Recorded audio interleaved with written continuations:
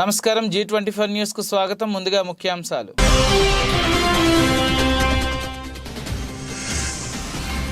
ఏడు నెలల గరిష్టానికి కరోనా కేసులు. కొత్తగా 756 మందికి పాజిటివ్.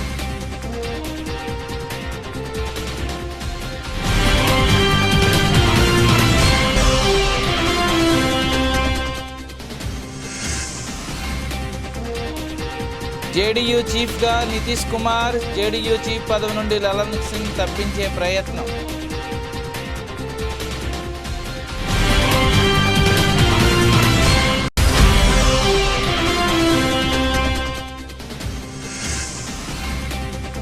కంగారులను ఉతికేసిన అమ్మాయిలు. ఆస్ట్రేలియాపై రికార్డు స్కోరు కొట్టిన టీమిండియా.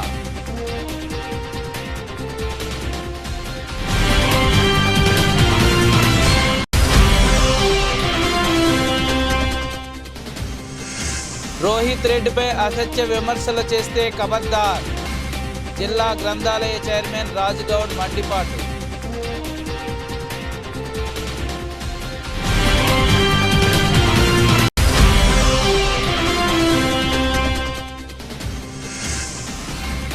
కొసికి మండలం వందగల్లులో హైటెన్షన్. గ్రామస్తులు మూకమడగా స్కూలుపై దాడి.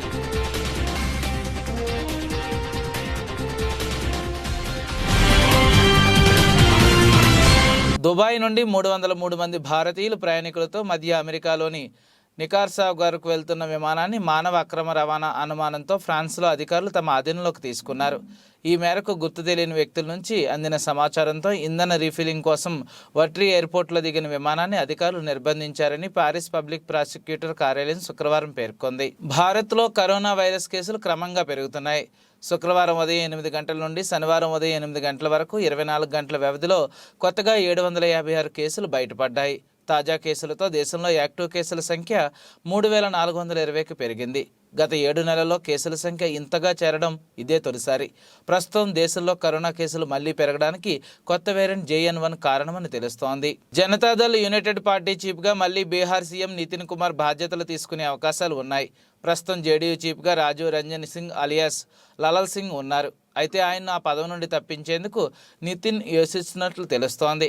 డిసెంబర్ 29వ తేదీన జరగనున్న పార్టీ మీటింగ్లో దీనిపై నిర్ణయం తీసుకునే అవకాశాలు ఉన్నాయి. పార్టీ చీఫ్గా మళ్లీ నితిన్ కుమార్ బాధ్యతలు స్వీకరించనున్నట్లు కొన్ని వర్గాల ద్వారా తెలుస్తోంది. ఆందోళ్ ముక్కోటి ఏకాదశి పర్వదినాన్ని పురస్కరించుకుని శనివారం ఉదయం వైద్య ఆరోగ్య శాఖ సైన్స్ టెక్నాలజీ మంత్రి దామోదర్ రాజనరసింహ సంగారెడ్డి పట్టణంలో వైకుంఠపురంలోని శ్రీమన్నారాయణను దర్శించుకుని స్వామివారి పల్లకీ సేవలో కుటుంబ సమేతంగా పాల్గొన్నారు. అనంతరం అక్కడి నుండి ఆందోళనలోని శ్రీరంగనాథ దేవాలయంలో రంగనాథ స్వామికి ప్రత్యేక పూజలు నిర్వహించి తీర్థ ప్రసాదాలు స్వీకరించారు. అనంతరం కాంగ్రెస్ పార్టీ సీనియర్ నాయకులు పటోల ప్రవీణ్ కుమార్ జన్మదినోత్సవ సందర్భంగా కేక్ కట్ చేసి శుభాకాంక్షలు తెలియజేశారు.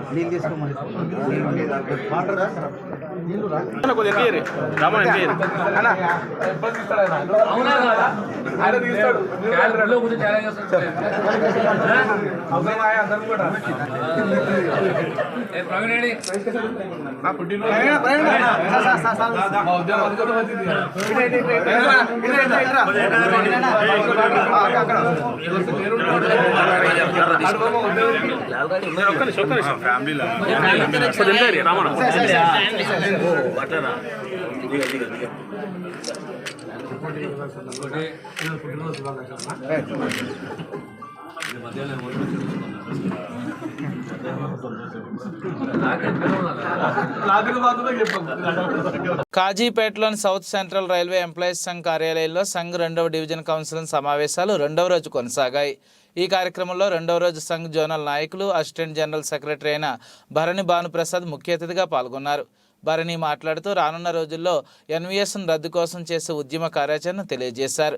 జనవరి 8వ తేదీ నుండి 11వ తేదీ వరకు 4 రోజులు రిలే నిరాహార దీక్షలు నిర్వహించనున్నట్లు జాతీయ joint form for restoration of old pension system ఇచ్చిన పిలుపు మేరకు కార్యక్రమం చేపట్టనున్నట్లు తెలియజేశారు.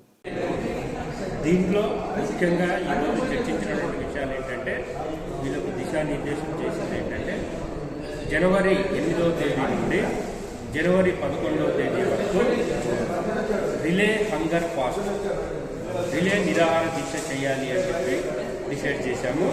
ఎందుకు అంటే కొత్త పెన్షన్ విధానాన్ని రద్దు చేస్తూ పాత పెన్షన్ విధానాన్ని పునరుద్ధరించడానికి మేము ఆల్రెడీ నవంబర్ 20, 21వ తేదీల్లో స్ట్రైక్ బ్యాలెట్ చేపట్టాము. Employees 98% of employees South Central రైల్వేలో ఉన్నటువంటి అందరు ఎంప్లాయీస్ కూడా వాళ్ళ యొక్క తీర్పునిచ్చారు, మనం సమ్మెలోకి వెళ్ళాలి అని. ఈ కొత్త పెన్షన్ విధానాన్ని రద్దు చేస్తూ పాత పెన్షన్ విధానాన్ని పునరుద్ధరించడానికి ఎంప్లాయీస్ యొక్క మద్దతు మేము తీసుకున్నాము, వాళ్ళు తీర్పిచ్చారు. దానిలో భాగంగానే గవర్నమెంట్ను మేలుకొల్పడానికి ఈ కేంద్ర ప్రభుత్వాన్ని మేలుకొల్పడానికి జనవరి 8 నుంచి జనవరి 11 వరకు రిలే నిరాహార దీక్షలు మేము కార్యక్రమాలు చేపట్టాం దేశవ్యాప్తంగా. ఇప్పటికైనా కేంద్ర ప్రభుత్వం దిగివచ్చి పాత పెన్షన్ విధానాన్ని ఇవ్వకపోతే మటుకు భవిష్యత్తులో రైల్వే కార్మికులు ఇచ్చినటువంటి తీర్పు ఆధారంగా మేము సమ్మెలోకి వెళ్ళడం గ్యారంటీ. ఎప్పుడో 1977లో సమ్మె జరిగింది అని అందరూ చెప్తూ ఉంటారు, కానీ ఈనాడు 77లో సమ్మెలో పాల్గొన్నటువంటి ఎంప్లాయీస్ కానీ నాయకులు కానీ ఇవ్వట్లేదు. కానీ ఇప్పుడు కొత్త పెన్షన్ విధానాన్ని రద్దు చేయకపోతే మటుకు రాబోయే రోజుల్లో మేము సమ్మె చేసి తీరుతాం, భారతీయ రైల్వేలను స్తంభింపజేస్తాం. పాత పెన్షన్ విధానాన్ని పునరుద్ధరించడానికి ఎంతటి త్యాగానికైనా కేంద్ర ప్రభుత్వ ఉద్యోగులు ముఖ్యంగా రైల్వే కార్మికులు సిద్ధంగా ఉన్నారు అని తెలియజేయడానికే జనవరి 8 నుండి జనవరి 14 వరకు రిలే నిరాహార దీక్షను మేము చేయబోతున్నాం. ఇక ఇదొకటి చాలు. కాకినాడ జిల్లా సామర్లకోట మండలంలో దౌలూరి దొరబాబు చేతుల మీదుగా 8వ తరగతి విద్యార్థులకు ట్యాబులను పంపిణీ చేశారు. ఈ సందర్భంగా ఆయన మాట్లాడుతూ పోటీ ప్రపంచంలో విద్యార్థులు రాణించాలని ప్రభుత్వ పాఠశాలల్లో ఇంగ్లీష్ మీడియం ప్రవేశపెట్టడమే కాకుండా సుమారు 32,000 విలువగల ట్యాబులను విద్యార్థులకు అందజేస్తూ ముఖ్యమంత్రి జగన్ విద్యకు అధిక ప్రాధాన్యత ఇవ్వడం జరిగిందని రాష్ట్ర housing corporation chairman Dauluri Dorababu పేర్కొన్నారు. శుక్రవారం సామర్లకోట మండల పరిధిలో 8వ తరగతి విద్యార్థులకు ట్యాబులను అందజేసే కార్యక్రమాన్ని సామర్లకోట జిల్లా పరిషత్ పాఠశాల ఆవరణలో ప్రధానోపాధ్యాయురాలు యు మీనామాధురి అధ్యక్షతన నిర్వహించారు. ఈ కార్యక్రమానికి ముఖ్య అతిథిగా హౌసింగ్ చైర్మన్ దొరబాబు హాజరై ప్రసంగించారు.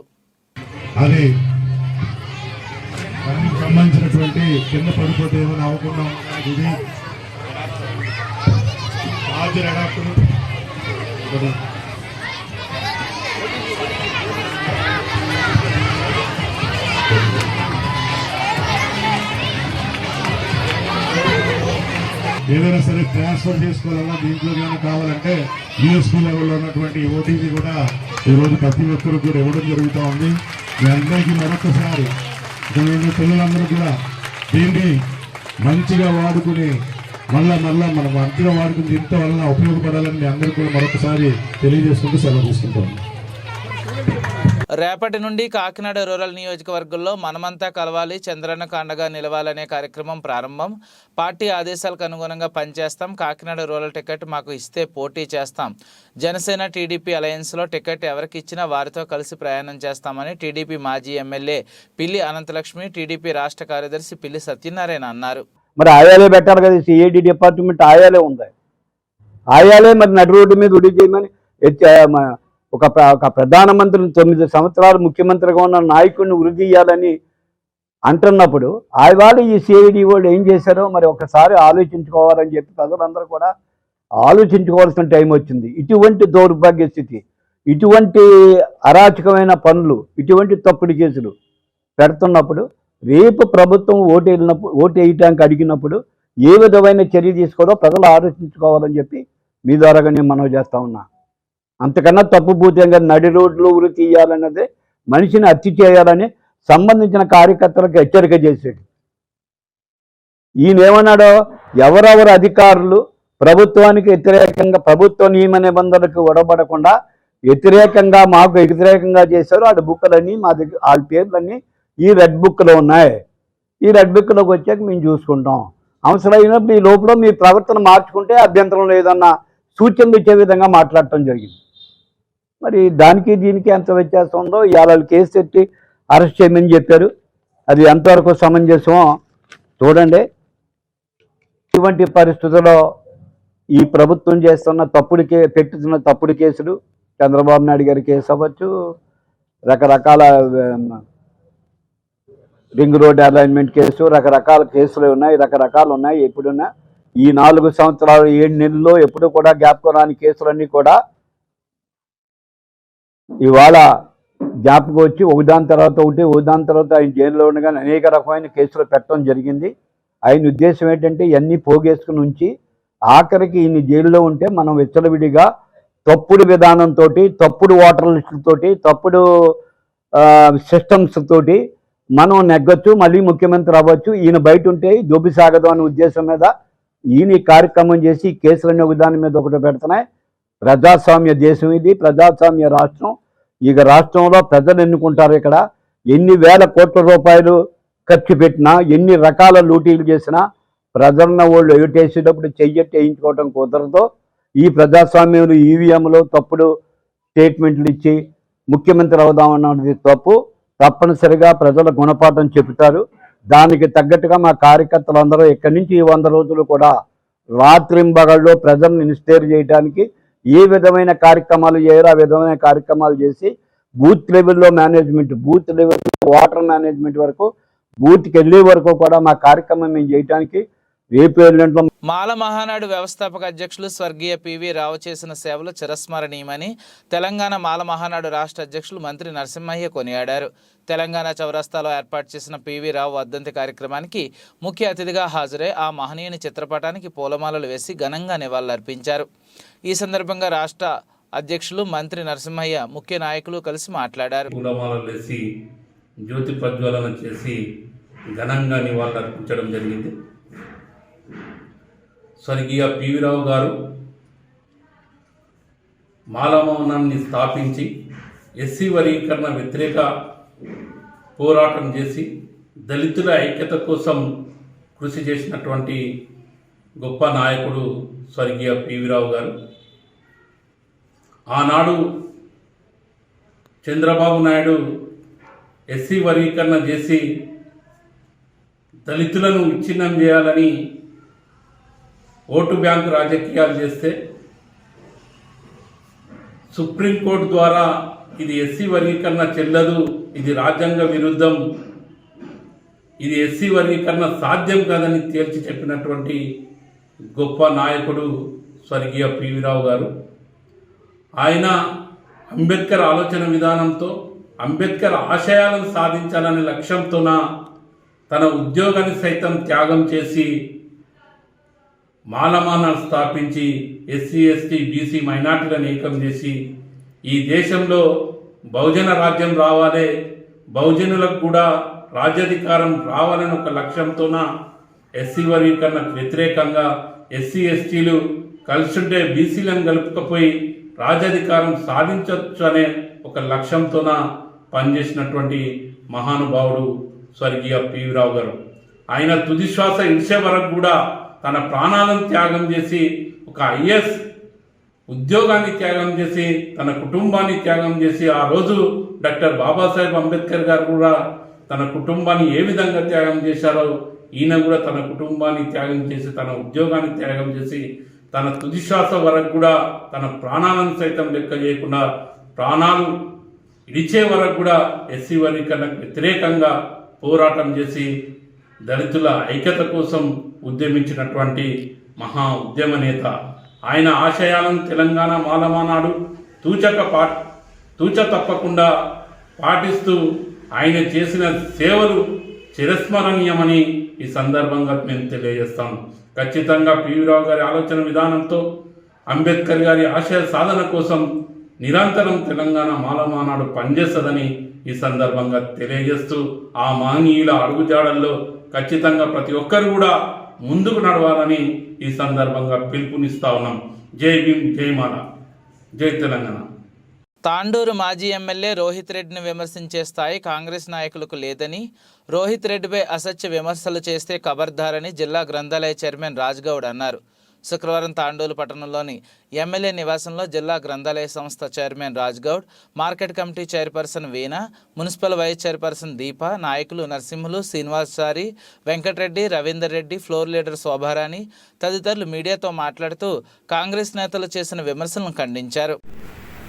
అది విడిచిపెట్టి మీరు కాంగ్రెస్ పార్టీలో గెలిచింది. కాంగ్రెస్ మిగతా ఇప్పటికీ ఈ ప్రాంతంలో కాంగ్రెస్ పార్టీకి నాయకుడే లేడు. మీరు బయట నుంచి తెచ్చుకున్న నాయకుడిని మీరు ఈరోజు ఎమ్మెల్యే గెలిపించుకున్నారు. ఆ బయట నుంచి ఎక్కడికి తెచ్చిండు? మా బీఆర్ఎస్ పార్టీ నుంచి వచ్చిన నాయకుడే కదా. అది మీరు గమనిస్తలేరా? మరి మీ తాండూరు ప్రాంతంలో నాయకుడే లేడా కాంగ్రెస్ పార్టీకి? మాకు తాండూరు ప్రాంతంలో రోహిత్ రెడ్డి గారికి ప్రతి ఒక్క వర్గం నుంచి ఓట్లు పడ్డాయి. ఆయన 79,000 ఓట్లు పడ్డాయి. అందరూ ఆదరించారు. కానీ కొంతమంది నాయకులు పని కట్టుకొని కొన్ని దుష్ప్రచారాలు చేసి ఓడిపోవడం జరిగింది. కానీ ప్రజలు మాత్రం రోహిత్ రెడ్డి గారిని ఓడించలేదు. ఆయన డెవలప్మెంట్ చేసిందని చెప్పి ప్రజల్లో కూడా ఉంది. ఈ ప్రజలు కూడా ఇప్పటికీ నమ్ముతున్నారు అతన్ని. కానీ ఈ నాయకులు ఈరోజు నిన్న స్టేజ్ మీద కూర్చొని మాట్లాడే నాయకులు ఉన్నారు చూసావా, ఆ రోజు రోహిత్ రెడ్డి గారితో పనులు తీసుకున్న వాళ్ళు ఉన్నారు. ఈరోజు మురళీగౌడ్ మాట్లాడుతున్నారు. మురళీగౌడ్కి గ్రంథాలయ చైర్మన్ భిక్ష పెట్టింది ఎవరు? రోహిత్ రెడ్డి గారు కాదా? లేకపోతే నీకు గ్రంథాలయ చైర్మన్ వచ్చేదా? ఈరోజు మాజీ గ్రంథాలయ చైర్మన్ రాసుకుంటున్నావు నువ్వు. కబడ్డారు నాయకులు. ఈరోజు తాండూరులో అభివృద్ధి కనబడతలేదు. అవి కళ్ళున్న కబోతులు. ఈరోజు రోహిత్ రెడ్డి గారు ఎంత కష్టపడి ఈరోజు ఫ్లైఓవర్కు పాత ఫ్లైఓవర్ శాంక్షన్ చేయించడం జరిగింది. మార్కెట్ యార్డ్కి 30 ఎకరాలు తీసుకురావడం జరిగింది. దానికి ఫండ్స్ 10 కోట్ల రూపాయల ఫండ్స్ కూడా టెండర్ కూడా అయిపోయింది ఉన్నది. ఇండస్ట్రియల్ పార్క్ కూడా టెండర్ కూడా అయిపోయింది ఉన్నది. ఇన్ని కోట్ల వర్క్ అది కనబడతలేదా మీకు? మరి 40 ఏళ్ళ నుంచి వాస్తవంగా మరి ఇండస్ట్రియల్ పార్క్ తీసుకొస్తామని. కర్నూలు జిల్లా కొసిగి మండలం వందగల్లులో హైటెన్షన్ వాతావరణం నెలకొంది. ఆ గ్రామస్తులు మూకుమ్మడిగా స్కూల్పై దాడికి ప్రయత్నించారు. సమాచారం తెలుసుకున్న పోలీసులు సంఘటనా స్థలానికి చేరుకుని అదుపు చేసేందుకు ప్రయత్నించారు. పోలీస్ జీప్లో ఉన్న పీఈటీని లాక్కుని కొట్టేందుకు ఆ ఊరి గ్రామస్తులు విశ్వ ప్రయత్నాలు చేశారు. ఓ వ్యక్తి అయితే ఏకంగా పోలీస్ జీపుపైకి ఎక్కి వీరంగం సృష్టించాడు. ఈ సీన్ చూసిన వారికి యాక్షన్ సినిమాలు గుర్తుకు రాక మానవు. ఇదిలా ఉండగా ఆ స్కూల్ పాఠాలు చెప్పడానికి వచ్చిన ఉపాధ్యాయులు భయం గుప్పెట్లో మీ ఊరికి మీకు దండాలంటూ చేతులు ఎత్తి మొక్కు వెళ్ళిపోయారు. విద్యార్థులకు విద్యాబుద్ధులు నేర్పించాల్సిన ఉపాధ్యాయులే ఇలాంటి వాటికి పాల్పడితే ఎట్లా అంటూ ఆ ఊరి గ్రామస్తులు ఆరోపణలు చేశారు. In charge Kowthalam SI Narendra Kumar Reddy missing case నమోదు చేసి గాలిస్తున్నారు. పూర్తి వివరాలు ఇంకా తెలియాల్సి ఉంది. తెలుగుదేశం పార్టీ కార్యాలయంలో అనకాపల్లి మాజీ శాసనసభ్యులు నియోజకవర్గ TDP incharge పేలా Govinda Satyanarayana media సమావేశం ఏర్పాటు చేశారు. యువగలం నవశకం వేడుకకు 5 లక్షల మంది పైగా జనసందోహం హాజరయ్యే కార్యక్రమం గ్రాండ్ సక్సెస్ అయింది. నిన్న జరిగిన పోలేపల్లి యువగలం నవశకం చరిత్రలో సువర్ణ అక్షరాలతో లిఖించబడింది. టీడీపీ అధినేత చంద్రబాబు నాయుడు, జనసేన అధినేత పవన్ కళ్యాణ్, టీడీపీ జాతీయ ప్రధాన కార్యదర్శి నారా లోకేష్, టీడీపీ ఎమ్మెల్యే పొలిటిబుల్ సభ్యుడు నందమూరి బాలకృష్ణను ఒకే వేదికపై చూసిన తర్వాత వైఎస్ఆర్సీపీలో ఓటమి భయం మొదలైందని అన్నారు. నేషనల్ మీడియా కూడా దాని మీద ఉదయం నుంచి చర్చ స్టార్ట్ అయింది. దానికి కారణం, ముఖ్య కారణం ఈ సైకో ముఖ్యమంత్రి జగన్మోహన్ రెడ్డి పాలన పట్ల విసిగించింది. ఎంత వేగం ఎలక్షన్స్ వస్తాయో మళ్ళీ ఎంత వేగం చంద్రబాబు గారిని ముఖ్యమంత్రిగా కూర్చోబెట్టాలా. ఒక్కసారి అవకాశమే అందరూ తప్పు చేసుకొని నేను నచ్చిన జన సమూహంలోనే అందరూ కూడా మహిళలు, వృద్ధులు కూడా నేను మీటింగ్ వెళ్ళేటాడు ఆగితే ముసలాడు ఒకటే చెప్తుంది, బాబు చంద్రబాబు గారు బాబు మొహం చూడవా, నేను తప్పు చేసాం, అందుకే ఇప్పుడు మీటింగ్కి వచ్చారు, కర్ర పట్టుకుని వచ్చారు. దానికి కారణం ఈరోజు ఈ జగన్మోహన్ రెడ్డి చేసిన పాలన, నిరుద్దేశ పాలన పట్ల నిత్యావసర అన్ని సెక్టార్స్లో అందరినీ కూడా సర్వనాశనం చేశారు. ఉదాహరణకి మన అనకాపల్లి నియోజకవర్గం మీ అందరికీ తెలుసు. ఆ రోజు నేను ఎమ్మెల్యే ఉన్నట్టు 2 చోట్ల పరిశ్రమలు పెట్టాలా, అనకాపల్లి నియోజకవర్గంలో పరిశ్రమలు లేవు, పరిశ్రమలు పెట్టాలని తప్పడంతో 2 చోట్ల ల్యాండ్ ఎక్వైర్ చేసి ల్యాండ్ ఓనర్స్కి భూమి మీద ఎవరైతే సాగుతారో అందరూ కూడా కాంపన్సేషన్ ఇచ్చి 2 చోట్ల ల్యాండ్ ఎక్వైర్ చేసి, ఇటు వల్లూరు రెవెన్యూ, 2 కోడూరు రెవెన్యూలో ఆ 2 చోట్ల పరిశ్రమలు పెట్టాలని అన్ని చేస్తే మా దురదృష్టం ప్రభుత్వం అధికారం కోల్పోయి మనం ఇంకొద్దు అదృష్టంగా భావించాడు. మన నియోజకవర్గంకి నాపై ఎన్నుకోబడిన వ్యక్తి పరిశ్రమల మంత్రి అయినప్పుడు నేను చాలా హ్యాపీ ఫీల్ అయ్యాను. ఈ విధంగా నా కోరిక నెరవేరుతుంది. మన అనకాపల్లి నియోజకవర్గంలో పరిశ్రమలకి ల్యాండ్ ఎక్వైర్ చేసేటట్టు చాలా పరిస్థితులు తెస్తారు. నేను చాలా హ్యాపీ ఫీల్ అయ్యాను. కానీ మన దురదృష్టం ఏంటంటే మన నియోజకవర్గం ప్రజానీకం దురదృష్టం గడిచిన 4.5 సంవత్సరాలు ఒక్క అభివృద్ధి లేదు, ఒక్క పరిశ్రమ లేదు. ఉన్న ఏకైక పరిశ్రమ ఆ షుగర్ ఫ్యాక్టరీ కూడా కౌంటింగ్ మరుసటి రోజే తాళాలు ఇస్తారు. ఆ రోజు నేను ఎలక్షన్లో నేను ఇచ్చిన హామీ ప్రకారంగా షుగర్ ఫ్యాక్టరీ ఓపెన్ చేస్తానన్నందుకు నేను ప్రభుత్వ నిధులు తీసుకొచ్చాను. గత నాయకులు ఎప్పుడు కోఆపరేటివ్ సెక్టర్లో లోన్లు తెచ్చారు. ఆఫ్కాప్ నుంచి నేను లోన్ తెలదు, ప్రభుత్వ నిధులు తీసుకొచ్చి షుగర్ ఫ్యాక్టరీ ఓపెన్ చేస్తే ఈరోజు సర్వనాశనం చేశారు షుగర్ ఫ్యాక్టరీ. నేను తెచ్చిన డబ్బులు కూడా ఆ బ్రాయిలర్ కాట్రీకి వర్క్ ఎక్కడ తెచ్చిన డబ్బులు కూడా ఏటయ్యే స్టేజ్లో నాకు అర్థం కాలేదు. ఈ మంత్రి నిర్వాహకం అలాగే ఇన్ఫ్రాస్ట్రక్చర్ విషయంలో కూడా ఒక్క దగ్గర ఒక విలేజ్కి వాటర్ విషయంలోనే అనకాపల్లి నియోజకవర్గంలో ఎక్కువ మంచినీటి సమస్య ఎక్కువ ఉందని ఆ రోజు మన జిల్లావాసి రూరల్ డెవలప్మెంట్ మంత్రి అయిన తర్వాత ఆయన 47 కోట్ల రూపాయలు శాంక్షన్ చేస్తే డ్రింకింగ్ వాటర్కి మేము వాటర్ ట్యాంక్ కడితే ఆ ట్యాంకులకి పెయింట్లు వేసుకున్నారు. ఆ ట్యాంకులకి మేము వేసిన పైప్ లైన్ కనెక్షన్లు కూడా ఉండదు. ఇంత దౌర్భాగ్యం అంటే ఈ ప్రస్తుతం ఉన్న పాలకుల పరిస్థితి. మాట్లాడితే చెప్తారు అంత తెచ్చి ఎంత తెచ్చారు. నియోజకవర్గానికి ఏం చేశారో చెప్పవలసిన మినిమం కర్తవ్యం కూడా ఆలోచించట్లేదు, బాధ్యత కూడా లేదు. ఏదో జనాల దండుకోవడానికి దోచుకోవడానికి ఎలా హెరాస్మెంట్ చేయాలో ఇలా ఆలోచనలు తప్ప ఒక్కరోజు కూడా ఈ రోజుకి స్థానిక శాసనసభ్యులు కానీ స్థానిక పార్లమెంట్ సభ్యులు కానీ ఆల్ డిపార్ట్మెంట్స్ ప్రెస్ ముందు పెట్టి ఒక్కరోజు కూడా రివ్యూ చేశారు. పాపం పోవాలి. మా పార్లమెంట్ సభ్యులు ఎప్పుడు ఎంతసేపు పార్లమెంట్లో సక్సెస్ అంటారు. ఏంటో నాకు అర్థం కావట్లేదు. మా మంత్రి గారు చూస్తే ఎంతసేపు ఎవరిని ఎలా మోసం చేయాలి, ఎవరిని ఎలా డబ్బులు దొరుకుతారో ఆయన చూసుకుంటారు. మా నియోజకవర్గం సర్వనాశనం అయిపోయింది. ఈరోజు రాష్ట్రమే కదా అనకాపల్లి నియోజకవర్గం మరీ వరాతపరంగా నాశనం చేశారు. ఈ ల్యాండ్ పూలింగ్ అన్న కొత్త జీడి తోటలో కాకినాడ జిల్లా పిఠాపురం శ్రీ పద్మావతి సమేత శ్రీ వెంకటేశ్వర స్వామి వారి ఆలయంలో ముక్కోటి ఏకాదశి సందర్భంగా మూలమూర్తి అర్ధరాత్రి 1 గంట నుండి విశేష అభిషేకాలు అర్చకులు నిర్వహించారు. అనంతరం కళ్యాణమూర్తులను సర్వాంగ సుందరంగా అలంకరించి ప్రత్యేక పూజలు నిర్వహించారు. తేటా ప్రసాద్ అనే భక్తుడు ఇచ్చిన నూతన గరుడ వాహనంపై ఉత్సవమూర్తులను కొలువుదీర్చి ఆలయ ప్రాకారంలో తిరువీధి ఉత్సవం మంగళ వాయిద్యాలు గోవింద నామస్మరణ నడుమ నిర్వహించారు. అనంతరం అశేష భక్తజనం స్వామి అమ్మవార్లను దర్శించుకుని ఉత్తర ద్వారం ద్వారా బయటకు వచ్చారు. ఈ కార్యక్రమంలో ఆలయ అర్చకులు రామకృష్ణాచార్యులు, నరసింహాచార్యులు, కిరణ్ అయ్యనర్ తదితరులు ఉన్నారు.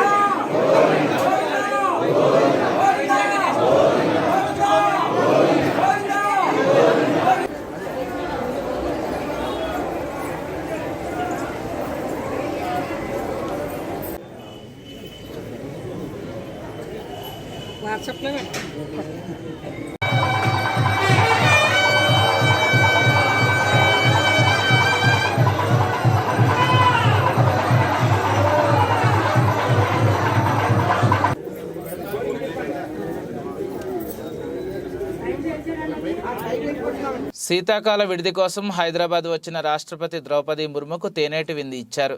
శుక్రవారం సాయంత్రం బొల్లారంలోని రాష్ట్రపతి నిలయంలో జరిగిన హెటోహోమ్ కార్యక్రమానికి గవర్నర్ తమిళిసై సౌందరరాజన్, రాష్ట్ర ముఖ్యమంత్రి రేవంత్ రెడ్డి, హైకోర్టు ప్రధాన న్యాయమూర్తి జస్టిస్ అలోక్ అరాదే, మాజీ గవర్నర్ విద్యాసాగర్ రావు, శాసనసభ స్పీకర్ గడ్డం ప్రసాద్, శాసనమండలి చైర్మన్ గుత్తా సుఖేందర్ రెడ్డి, రాష్ట్ర మంత్రులు, పలువురు కాంగ్రెస్ ఎమ్మెల్యేలు తదితరులు రాష్ట్రపతి హెటోహోమ్ కార్యక్రమంలో పాల్గొనగా రాష్ట్ర ప్రభుత్వ ద్రౌపది ముర్ముతో మంత్రి పొన్నం ప్రభాకర్ గౌడ్ ప్రత్యేకంగా మాట్లాడారు. ఈ వారం మధ్యలో జరిగిన భారీ పతనం నుండి దేశీయ స్టాక్ మార్కెట్లు వేగంగా కోలుకుంటున్నాయి. వరుసగా 2 రోజు సూచీ పుంజుకున్నాయి. శుక్రవారం బీఎస్ఈ సెన్సెక్స్ మరో 242 పాయింట్లు లాభపడి 71,107 పాయింట్ల వద్ద ముగిసింది. 2 రోజుల్లో 600 పాయింట్లకు పైగా కోలుకుంది. ఇంట్రాడేలో 394 పాయింట్లు పెరిగి 71,259 పాయింట్లు గరిష్టానికి తాకింది. ఎన్ఎస్ఈ నిఫ్టీ 21,390 పాయింట్లకు పెరిగి అనంతరం చివరకు 94 పాయింట్ల లాభంతో 21,349 పాయింట్ల వద్ద క్లోజ్ అయింది. సొంత గడ్డపై ఇంగ్లాండ్ను చిత్తుగా ఓడించిన టీమిండియా ఇప్పుడు ఆస్ట్రేలియాను హడలెత్తిస్తోంది. బొంబాయిలోని వాకెండాలో కంగారుతో జరుగుతున్న ఏకైక టెస్టులో హర్మన్ ప్రీత్ కౌర్ సేన పటిష్ట స్థితిలో నిలిచింది. ఓవర్నైట్ స్కోర్ 376తో ఇన్నింగ్ ఆరంభించి భారత్ 3వ రోజు తొలి సెషన్లో ఆలౌట్ అయింది. మ్యాచ్ మొదలైన కాసేపటికే డేంజరప్ పూజా వక్తాసర్ను సదర్లాండ్ వెనక్కి నడిపింది. ఆ తర్వాత కిమ్ గార్డ్ సూపర్ బంతిలో దీప్తి శర్మను బౌల్ చేసింది. రేణుకా సింగ్ చివరకు వికెట్ వెనుదిరగడంతో 406 పరుగుల వద్ద భారత్ ఇన్నింగ్స్ ముగిసింది. ఆసీస్ బౌలర్లో గార్డినర్ 4, కిమ్ గార్డ్, సదర్లాండ్ 2 వికెట్లు పడగొట్టారు. బులెటిన్ ముగించే ముందు ముఖ్యాంశాలు మరోసారి.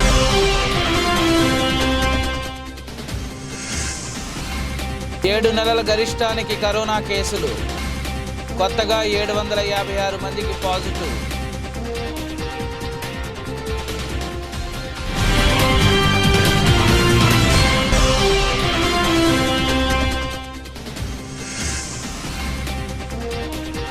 జేడీయూ చీఫ్గా నితీష్ కుమార్, జేడీయూ చీఫ్ పదవి నుండి లలన్ సింగ్ తప్పించే ప్రయత్నం.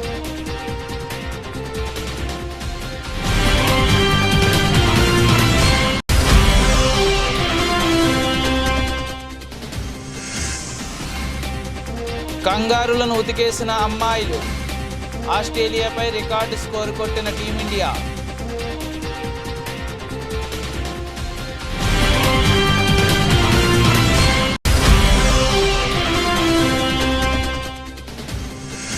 రోహిత్ రెడ్డిపై అసత్య విమర్శలు చేస్తే ఖబర్దార్, జిల్లా గ్రంథాలయ చైర్మన్ రాజుగౌడ్ మండిపాటు.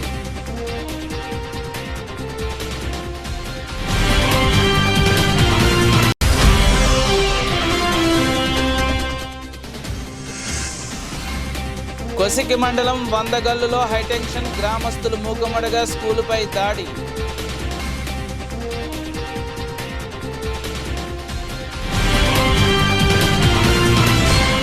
ఈ బులెటిన్ ఇంతటితో సమాప్తం. తిరిగి మరిన్ని వార్తా విశేషాల కోసం చూస్తూనే ఉండండి.